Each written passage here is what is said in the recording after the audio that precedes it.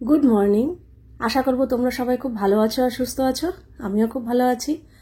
আজ হচ্ছে 12ই অক্টোবর, রবিবার। বাজে এখন ওই সকাল 7:30টার মতো। ঘুম থেকে আমি আজকে 6:30টার সময় উঠেছি। টের পেয়েছি আমি কোনো অ্যালার্ম ফ্যালার্ম দিয়ে শুই না, জানো তো।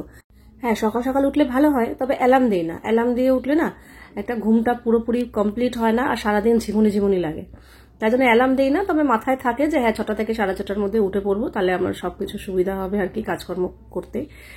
তো তাতান আমাকে মাঝে মাঝে জিজ্ঞাসা করে, মাম তুমি কখন উঠবে, তাহলে ওকে ডেকে দেবো আর কি। আইলো আমার কোনো ঠিক নেই, আমার যখন ঘুম ভাঙবে তখন উঠবো, তবে আমার ম্যাক্সিমাম 6:30 7টার মধ্যে ঘুম ভেঙে যায়, যেহেতু একটা অভ্যাস হয়ে গেছে। আবার কয়দিনে পুজোর সময় একটু গন্ডগোল হয়েছিল, তো এখন আবার অভ্যাস হয়ে গেছে। তো বলে ঠিক আছে। তো এই হচ্ছে ব্যাপার, 4:30টার সময় ঘুম ভাঙে আমার, ঠিক মানে একটু আগে পরে 4:30 এরকমই ঘুম ভেঙে যায়। তবে 6টার সময় একদিনই ঘুম ভেঙেছিল, 6টার সময় ঘুম কিছুতেই ভাঙছে না। যাক ঠিক আছে, উঠে ফ্রেশ ট্রেশ হয়ে যা যা কাজকর্ম থাকে সেগুলো সারা হয়ে গেছে। তবে হ্যাঁ, আমাদের এখনো চা খাওয়া হয়নি, আমাদের ইন্দ্রবাবু এখনো ওঠেনি, তবে উঠবে করছে আর কি। এই ঘরে চাদর পাল্টাতেই ও উঠেও পড়েছে। আর এদিকে তাতানও উঠে পড়েছে। উঠে ও দাঁত ব্রাশ করতে গেছে, তখনই ভাবলাম কি তাহলে এই সুযোগে এই ঘরের বিছানা চাদরটা এখনই পাল্টে ফেলি। ও যদি আবার এখানে ফ্রেশ হয়ে এসে শিকড় গেড়ে বসে, ব্যাস ওকে ওঠানো মুশকিল। আর যদি ওকে এখান থেকে ওঠাই, ওই ঘরে গিয়ে বসবে, আবার ওই ঘর থেকে উঠতে চাইবে না, তখন আবার ওই ঘরে চাদর পাল্টাতে পারবো না। তো ভাবলাম এটাই সুযোগ, ও ফ্রেশ হবে, তারপরে এসে বই খাতা গোছাবে, ততক্ষণে আমার এই কাজটা হয়ে যাবে। তো হয়েও গেছে। ও এদিকে ফ্রেশ হয়ে এসে বই খাতা গোছাচ্ছে, পড়তে বসবে, ততক্ষণে আমার এদিকে এই ঘরের বিছানা চাদরটাও পাল্টানো হয়ে গেল। আর ওই ঘরেরটা এখন পাল্টাবো না, কারণ ইন্দ্র রয়েছে, ও বেরোক আগে, তারপরে ওই ঘরেরটা পাল্টাবো। ও এখন চাটা খাবে, বসবে ওইখানে। তো আজকে টাইমিংটা একসাথেই হয়ে গেছে। ওরও চা খাওয়া হয়নি, মানে ঘুম থেকে উঠেই ও চা খায় ফ্রেশ হয়েই, আর আমি একটু পরে খাই। আমি ওই ঘুম থেকে উঠেই দাঁত ব্রাশ করেই যে চা খাবো সেরকম ব্যাপার নেই। আমার ওই ঘুম থেকে ওঠার ঘন্টাখানেক বাদে মনে হয় হালকা হালকা একটু কিছু খেলে ভালো হয়, তখন একটু গরম গরম চাটা খাই। যাই হোক, দুজনে মিলে চাটা খেয়ে গল্পগুজব করে ও বেরিয়ে গেল ওই 8:30 নাগাদ। তারপরে এখন 8:30টার মতো বাজে। ওর সাথে একটু বসেই ছিলাম, কোনো কাজ করিনি। ও যখন ঘরে থাকে না, কোনো কাজ আমাকে করতেও দেবে না, আর আমি করতেও পারি না শান্তি মতো, 14 বার ডাকতেই থাকবে। তাই জন্য আর উঠি না, ও যতক্ষণ না বেরোয় ওর পাশে বসেই থাকি। একটু কথা টথা বলি, গল্প করে ও বেরিয়ে গেল। তারপরে আমি এবার এলাম এই ঘরের বিছানা চাদরটা পাল্টাবো। তবে আমার আজকে ভিডিও এডিট হয়নি, জানো তো। সকালবেলা রাত্রেবেলা কিছুটা করেছি, তবে ম্যাক্সিমামটাই বাকি রয়েছে। তো সকালবেলায় চাদর ফাদর পাল্টাতে ঘরের কাজে হাত দিয়ে ফেলেছি। একবার ভেবেছিলাম কি এখন করব না, সন্ধ্যের পর করব, সকালের দিকে এডিটটা করে ফেলি। তবে ভাবলাম না, আজকে রান্নায় খুব একটা ঝামেলা নেই, এক পদ রান্না করলেই হয়ে যাবে। তাই জন্য ভাবলাম তাহলে করেই ফেলি। তো আবার বেলার দিকে সকালে জলখাবার খেয়ে ঠেয়ে একেবারে এডিট করতে বসবো।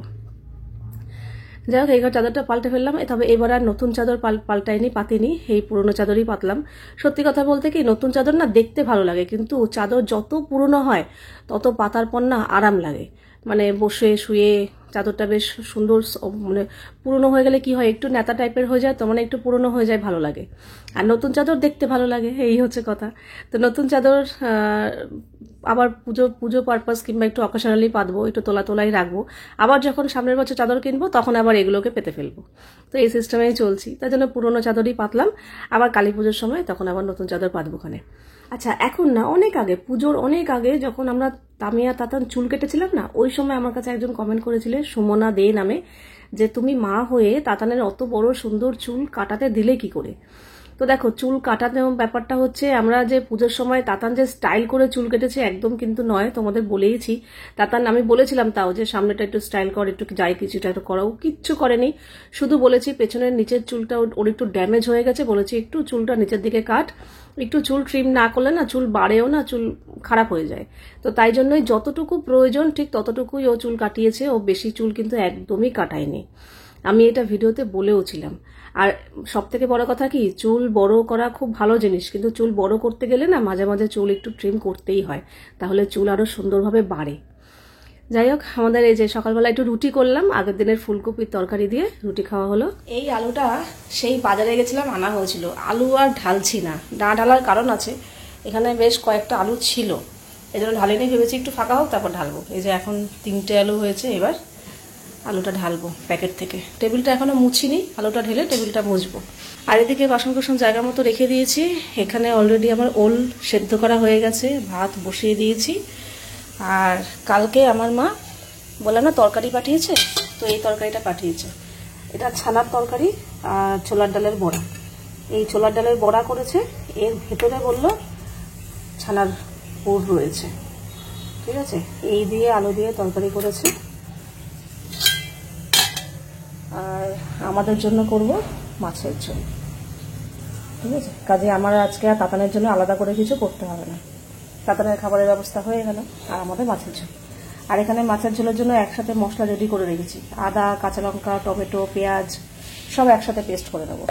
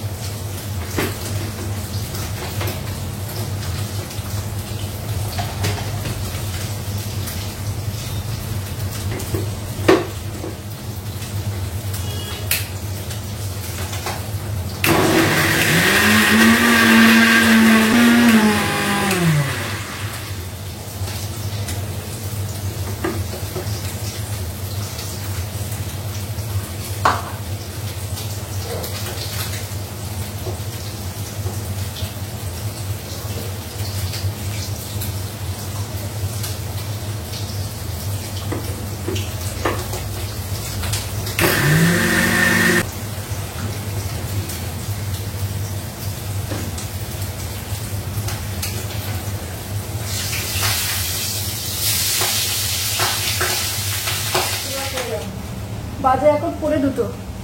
দিদি তাতান স্কিন কেয়ার হেয়ার কেয়ারের নিয়ে ব্যস্ত। তোমরা অনেকে জিজ্ঞাসা করো দিদি তাতান কি স্কিন কেয়ার হেয়ার কেয়ার করে? কিচ্ছু করে না, নর্মালি শ্যাম্পু করে, প্রত্যেক সপ্তাহে শ্যাম্পুটা করে নিয়ম করে। আগে করতো না, আগে অনেক দিন হয়ে যেত, বলতে বলতে বলতে বলতে করতো। এখন কিন্তু এই ব্যাপারটা এসছে, প্রত্যেক সপ্তাহে শ্যাম্পুটা করে। আর একটা জিনিস করে যেটা আমাকে বলতে হয় না, আমি একবার নিজের করলে ফ্রেশ লাগে, ওই জন্য। হ্যাঁ, এটা ওর, এটা নাকি করলে ওর খুব ফ্রেশ লাগে স্কিনটা, তাই জন্যই করে। সেটা হচ্ছে টক দই আর চালের গুঁড়ো দিয়ে এইটা করে। আর সত্যি তাই, টক দই, চালের গুঁড়ো, বেসন এগুলো দিয়ে মুখটা পরিষ্কার করলে না একদম ডিপ ক্লিন লাগে, তোমার নিজের কাছে না ফ্রেশ ফিল হবে স্কিনটা দেখে। তো ওই জন্যই ও করে। আর সেটাই করছে। সেটা কখন করছে? স্নান করে আসার পর। আমরা স্নান করতে যাওয়ার আগে কিংবা স্নান করতে যাওয়ার সময়। আর তোর জিনিস তুই করবি কি করবি না আমি কি করে বুঝবো? আসছে তো যারা আজকে আমার একটু লেট হয়ে গেল, ইচ্ছা করে, আমার নিজের দোষে লেট হয়েছে। ও যে বলে না ও হয়ে যাবে, ও হয়ে যাবে, শুধু তো মাছের ঝোল ভাত, আজকে কোনো ঝামেলা নেই। হ্যাঁ হ্যাঁ, ওই পৌঁছে যাবো করতে করতে লেট। সত্যি তাই ভেবেছি কি দূর, আজকে তো রান্নার কোনো ঝামেলা নেই, ও রান্না তো রয়েছে, আমার মা পাঠিয়ে দিয়েছে ছানার তরকারি, শুধু মাছের ঝোল করবো আর ওল সেদ্ধ করবো, ও হয়ে যাবে। এই করে করে একটু আলস্য করেছি আজকে, যার জন্য লেট। 1-2 মিনিটে হয়েই এসছে, আশা করি 15 মিনিটের মধ্যে আমার হয়ে যাবে। ওদিকে মাছের ঝোলটা চাপা দিয়ে বাকি সব রান্না হয়েই গেছে। সব রান্না কি, শুধু মাছের ঝোলই তো করেছি, বাকি খাবার একটু গরম করেছি। ওলটাও মাখা হয়ে গেছে, ভাতও হয়ে গেছে। আর এদিকে সেই যে বাজার থেকে আলু এনেছিলাম, তো আজকে আলুর ঝুড়িটা ফাঁকা হয়েছে, 3টে আলু রয়েছে আগের। এই আজকে এখন আলু ঢালবো। মৌমিতা বর্ধন নামে একজন আমাকে অনেকদিন আগে কমেন্ট করেছিল যে তুমি পাঁচমেশালি তরকারিতে কি কি মশলা দাও। পাঁচমেশালি তরকারিতে আমি নর্মালি 5 ফোড়ন আর শুকনো লঙ্কা তেজপাতা ফোড়নে দিই, আর মশলা বলতে আদা বাটা জিরে বাটা দিই। আর একদম নামানোর আগে আমি যে ভাজা মশলাটা রেডি করে রাখি না, তো সেই ভাজা মশলাটা দিয়ে 2বার তরকারি করলাম, বেশ ভালো টেস্ট হয়েছে। তো ওই ভাজা মশলাতে থাকে জিরে, ধনে আর শুকনো লঙ্কা ভেজে গুঁড়ো করে রাখি, ওটাই দিয়েছিলাম 2বার। তো ওই 2বারই দেখলাম বেশ তরকারিটা বেশ ভালো টেস্ট হয়েছে। আর একটু মিষ্টি মিষ্টি, এই পাঁচমেশালি তরকারি একটু মিষ্টি মিষ্টি হলে ভালো হয়, তো চিনিটাও একটু মোটামুটি দিই আর কি। আর নুন হলুদ কাঁচা লঙ্কা যেরকম থাকে সেরকমই দিই, ব্যাস আর কিছু দিই না। এতেই বেশ তরকারিটা ভালো লাগে। এই যে ফাইনালি রান্নাবান্না পরিষ্কার হলো। আর আজকে মাছ টাছ করেছি তো ভালো করে সাবান দিয়ে রান্নাঘরটা ডিপ ক্লিন করলাম, পরিষ্কার, ওপরটা, গ্যাস ওভেন, এই জায়গাটা। আর এদিকে রান্নাবান্না নিয়ে এসছি, ভাত করেছি। আমি না মাছের ঝোলের মাছ নাও খেতে পারি, তার জন্য আমার জন্য 1 পিস মাছ ভাজা রেখেছি। এই বড় মাছ আমার ভাজাটা তবু ভালো লাগে খেতে। আর তাতানের জন্য তো এই যে আমার মা পাঠিয়েছে ছানার তরকারি, আর এখানে ওল সেদ্ধ, ওলটা মেখেছি। আর এই হচ্ছে কাতলা মাছের ঝোল। ঝোল বলতে একটু মাখা মাখা করে আলু দিয়ে। এখানে আমরা লুডো খেলছি শশা খেতে খেতে। দাম দাও।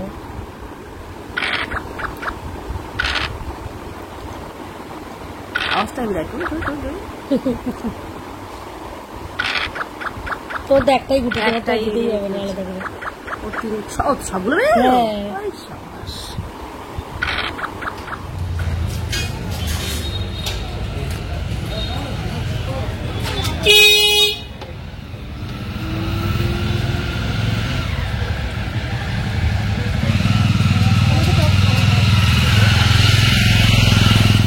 এসছে জিনিস খেতে আর যে খেতে খেতে সুন্দর লাগছে ফুচকা খেয়ে এসো বলে খিদে পেয়ে গেছে কেক খাচ্ছে ভালো লাগছে বাউলি বাউলি হ্যাঁ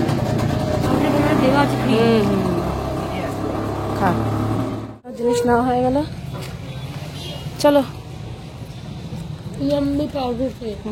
আজকে সন্ধ্যাবেলা ঘুম থেকে উঠে তাড়াহুড়ো করে বেরিয়ে গেছি তোমাদের সাথে আর ভিডিও করা হয়নি কিছুই বলা হয়নি ব্যাপারটা হচ্ছে আজকে ওকে বলছিলাম যে আজকে আমাকে বেরোতে হবে দোকানের কিছু টুকটাক জিনিস আনতে লাগবে তখন তাতান বলছে কি ওর পড়া ছিল আজকে বিকেলবেলা ও বলে কি তাহলে মাম তুমি যখন বেরোবে তাহলে অনেকদিন তুমি আমাকে পড়ার থেকে আনতে যাও না আজকে আনতে যাবে হ্যাঁ না ঠিক আছে বেরোবো যখন যাবোই তো অনেকদিন যেহেতু আনতে যায় না অভ্যাসটা নেই তো মানে যেটা ভেবেছি চোখ লেগে গেছে টের পায়নি আর ব্যাস লেট হয়ে গেছে আমি যখন বাড়িতে হেলমেট পরে বেরোচ্ছি জাস্ট তখন তাতান ফোন করেছে ওর পড়া হয়েও গেছে এবার ও বলছে কি করবো তাহলে আমি কি চলে আসবো না কেন তাহলে দাঁড়া আমি যখন রেডি হয়েই গেছি তাহলে দাঁড়া আমি আসছি তুই ওই রাস্তা দিয়ে হাঁটতে হাঁটতে আস্তে আস্তে আয় আমি যাচ্ছি স্কুটিতে তো বেশিক্ষণ লাগবে না তো বলে তাহলে ঠিক আছে তো হাঁটতে হাঁটতে অনেকটাই চলে এসছে তারপরে আমি গেছি নিয়ে আসার সময় এবার রেগে গেছে দেরি করে গেছি বলে কি তোমাকে একদিন আসতে বললাম তুমি একদিনও লেট করে এলে বললাম কী করবো বল অভ্যাস নেই তো ঘুমিয়ে পড়েছি টের পাইনি ভেবেছিলাম ঘুমাবো না কিন্তু চোখ লেগে গেছে কখন আমি নিজেও জানি না যাই হোক তারপরে ফুচকা খাওয়ালাম ফুচকা খাওয়ালাম কিন্তু তখন আমার খাওয়ার ছিল না কারণ ঘুম থেকে উঠে সঙ্গে সঙ্গে চলে গেছে তো জলও ঠিকঠাক মতো খাইনি তো বললাম না এবার ফুচকা পরে আবার মানে পস্তাবো যে গেলাম ফুচকার দোকানে ও খেলো আমি খেলাম না এই জন্য আমি আমার জন্য নিয়ে এসেছি অল্প আমাদের এখানে এখন 10 টাকার 4টে ফুচকা এই যে এখানে 20 টাকার ফুচকা আছে 8টা হয় সেখানে একটা এক্সট্রা 9টা আছে খুব যে ফুচকা খাওয়ার মতো খিদে আছে তা নয় কিন্তু ওই যে চোখের খিদে ও খেলো সামনে আর আমি খাবো না ফুচকা দোকানে গেলাম যেন অল্পই এনে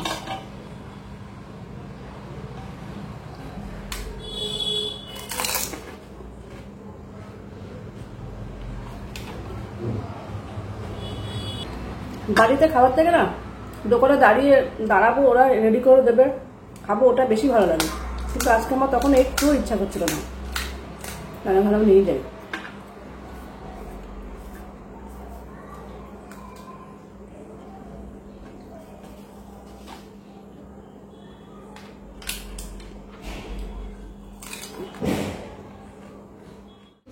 কিছু খাওয়ার পর না একটু কোল্ড ড্রিঙ্কস কি আইসক্রিম এগুলো খেতে ইচ্ছা করে তো হঠাৎই মনে পড়লো এই ফ্রিজে তো আইসক্রিম রয়েছে সেই যে দশমীর দিন সবার জন্য আইসক্রিম আনা হলো না মা তো সবার জন্য তো সেদিনকে তাতানের জন্য আনা হয়েছিল তাতানের আইসক্রিমটা রয়ে গেছে আমার জন্য যেটা আনা হয়েছিল সেদিনকে ইন্দ্র বার করে খেয়ে নিয়েছে আমাকে দিয়েছে তো এটা তাতানের জন্য রয়েছে আমাকে বললাম কি তুই কি খাবি তুই খেলে তোর যদি পরে ইচ্ছা করে তুই পরে এনে খাস আমি এখন এটা খেয়ে নিলাম আমার ইচ্ছা করছে কর্নেটো টিভি নিয়ে বসেছে তুই কি आइसक्रीम खाएगा नहीं खाएगा मैं खा लूं 1 बाइट ओके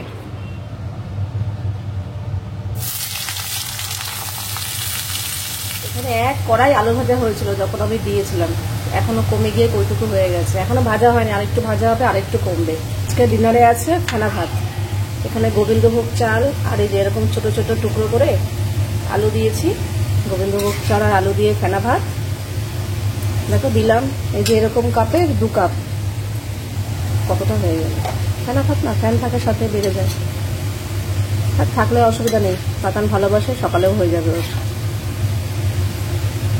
ফেনা ভাত প্রায় হয়েই এসছে আর একটু হবে খাওয়ার সময় গরম গরম ঘি দিয়ে খাওয়া হবে আর আলু গরম ফেনা ভাত রেডি কিন্তু ইন্দ্র এখনো আসেনি তাতান খেতে বসবে ঘি দিয়ে এটা ওদের দুজনের খুব ফেভারিট একটা রান্না এ দেখ আর ঘি দিও না বেশি ঘি দিও না আচ্ছা খেতে দিয়েছি আর নেল পলিশ করছি হ্যাঁ এরকম কালারের নেল পলিশ এর আগে আমি কখনো পরিনি তো গরম তো খুব আচ্ছা ভালো লাগে রেডটা ভালো লাগে মা রেডটা ভালো লাগে আরে আজীবন তো রেড পরে এসেছি, একটু এই কালারটা পরেই দেখি না। বরং আজীবন অন্য কালার পরতে হতো। আগের কালারটা তুললামও না, এর উপর দিয়েই পরছি। বরং আজীবন এইরকম কালার পরতে হতো, এখন রেড কালার পরতে হতো। দেখি তো বাবাই কি বলে, দেখি না পরি, যদি বলে ভালো লাগছে না তুমি। তোমার সেলফ কনফিডেন্স কমাতে চাই না, কিন্তু এরকম কালারের থেকে তোমার রেডটা বেশি ভালো লাগে। আচ্ছা, খারাপও লাগছে না।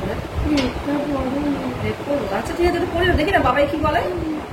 আমি বাবার ফিডব্যাকটা শুনি, বাবার ফিডব্যাক শুনে আমি তুলে ফেলবো। তো এই তুলে ফেলবো, কেমন লাগছে? খারাপও লাগছে না, দেখ মন। বাজে এখন 11টা। আজকে আমাদের তাড়াতাড়ি খাওয়া দাওয়া হয়ে গেছে, টেবিল টেবিল সমস্ত কিছু পরিষ্কার করে ফেলেছি, যে যার মতো শুতে চলে গেছে। ইন্দ্র আজকে 10টা 5-10-এ ঢুকেছে। ঢুকে অন্য সময় কি করে, ঢুকে বলে চা দাও জল দাও এগুলো করতে থাকে, তারপর গিয়ে আধা ঘন্টা 1 ঘন্টা বাদে খাবার খায়। কিন্তু আজকে বললো যে তাড়াতাড়ি খেতে দাও, খিদে পেয়ে গেছে। আচ্ছা হ্যাঁ, এই তো এরকম রোজ পেটে খিদে নিয়ে ঢুকবে, তাহলে আমাদের তাড়াতাড়ি খাওয়া দাওয়া হয়ে যায়। তাতানের তো আগেই খাওয়া হয়ে গেছিলো, আমরা তখন খেতে বসেছি তখন 10টা 15 বাজে। তো 10:30 15 মধ্যে হয়ে গেছে। আমার কাছে গোছগাছও হয়ে গেছে, সমস্ত কাজ কমপ্লিট। এবার আমিও ফ্রেশ হয়ে দেখি আমার টুকটাক কিছু এডিটের কাজ করতে করতে ঘুম পেয়ে গেলে ঘুমিয়ে পড়বো। আর ইন্দ্রকে দেখালাম যে দেখো তো নেল পলিশটা কেমন লাগছে। বলছে এই তো অনেকদিন পর একটু হাতটা অন্যরকম লাগছে, ভালো লাগছে। আমি তো ভেবেছিলাম হয়তো ও বলবে ভালো লাগছে না, কিন্তু না। আমি এই ছোট থেকে বড় হয়েছি, নেল পলিশের প্রতি আমার খুব একটা আগ্রহ বলো ইচ্ছা বলো কোনোদিনই ছিল না। নেল পলিশ আমি খুব একটা পরতাম না, নখ বড় ঠড়ো কোনোদিনই করতাম না। আর একমাত্র একটু লোক সমাজে বেরোতে গেলে, কোথাও নিমন্ত্রণ পড়লে কিংবা এই পুজো আর্চাতে পড়তে হয় তাই পড়ি, না হলে অতটাও নেই। কিন্তু এইবার কেন কি জানি মনে হলো, আমার মাই বলতে পারে তুই কি খালি এক লাল গোলাপি পরিস, এর বাইরে আর বেরোতেই পারিস না। কত মেয়ে বউরা কত রকম কালার পরে। আচ্ছা আমি কি জানি নেল পলিশ এমনিতেই খুব একটা পরি না, তার মধ্যে যাও এবার পরি ওই লাল গোলাপি রানী এইসব টাইপের কালার পরি। এরকম ধরনের সবুজ হলুদ এরকম খুব একটা কি আমি পরেছি বলে আমার তো মনে পড়ে না। এই জীবনে প্রথম, এই এত বছর আমার জীবনে যে কাজটা কোনোদিন করিনি, এই বয়সে এসে এই প্রথম এই কাজটা করলাম। তো আমার নিজের কাছেও একটু অন্যরকম লাগছে, ভালো লাগছে। আর ইন্দ্র বললো হ্যাঁ ভালো লাগছে। কিন্তু তাতান বলছে, ও বলছে আমি তোমাকে ছোট থেকে দেখে এসেছি, তুমি যখনই পড়েছো লাল পড়েছো, তুমি লাল পড়ো, তোমাকে ভালো লাগছে না। ইন্দ্র বলছে না ভালো লাগছে, এই এতও পড়েছে। যাই হোক, তোমরা বলো আমার হাতটা কেমন লাগছে এটা পরে। ঠিক আছে, এবার থেকে একটু অন্যরকম কালার পরবো। যাকি চলো, তো আজকের ভিডিওটা এখানেই শেষ করছি। আবার দেখা হবে তোমাদের সাথে নেক্সট ভিডিওতে। তোমরা সবাই খুব ভালো থাকবে, সাবধানে থাকবে, সুস্থ থাকবে। তাহলে love you all, good night and tata.